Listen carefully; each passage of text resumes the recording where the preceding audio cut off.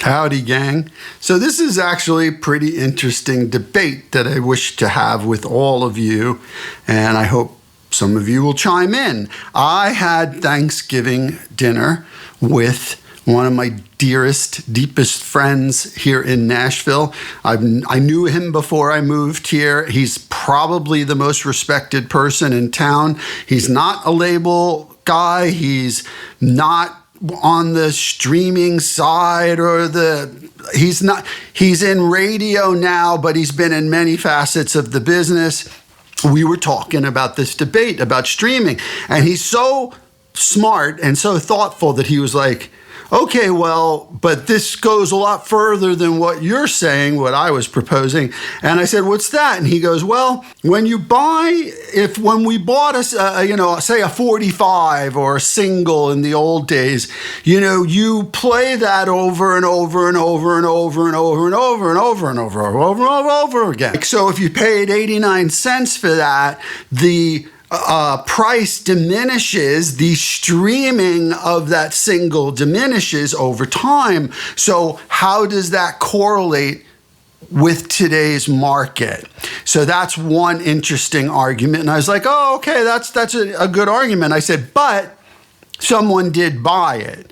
The writer and the artist got paid. He goes, right. He goes, now the difference with streaming is the artist gets paid from streaming, but the writers don't, or at least the writers are far, far removed down the line, which is one of the things that incenses me and other writers or artists who write. And I was like, okay, that's interesting, right? Because radio just added that function. So that's an interesting part of the debate, is that artists are getting paid for the first time, really, and it's writers that might be getting screwed. So, okay, that's interesting. Then he had a few other interesting insights, and that was that we're not looking at this on the same scale.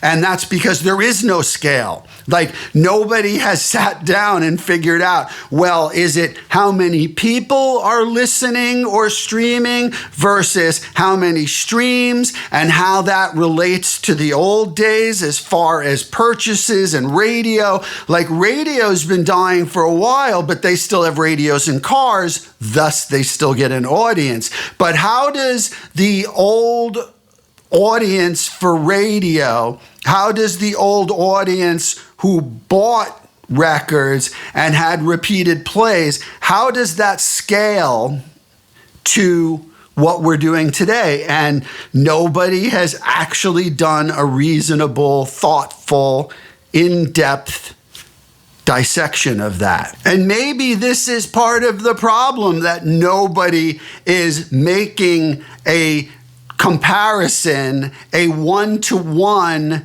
ratio chart, theoretical comparison to where we stand and how these things balance out compared to the way the business used to work. So that was just a few of the things we talked about. I'll go into it in more depth in another video, but I wanted to throw that out there and see what you think.